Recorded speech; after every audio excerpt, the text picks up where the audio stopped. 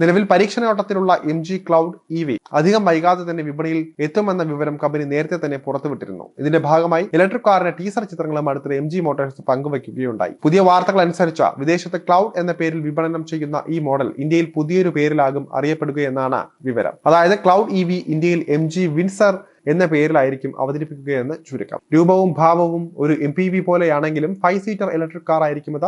ഈ വരാനിരിക്കുന്ന മോഡൽ ഒരു സിഡാന്റെയും ഒരു SUVയുടെയും ഘടകങ്ങൾ സംയോജിപ്പിക്കുന്ന ക്രോസ് ഓവർ യൂട്ടിലിറ്റി വാഹനമായിരിക്കുമെന്നാണ് അറിയുന്നത്. അതായത് CUV എന്ന രീതിയിലായിരിക്കും ഇത് അറിയപ്പെടുന്നത്.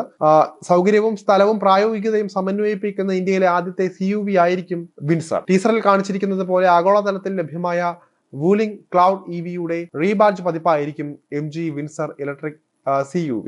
ഡിസൈനും ഇന്റീരിയറിലുമെല്ലാം വിദേശത്ത് വിൽക്കുന്നതിന് സമാനമായിരിക്കും.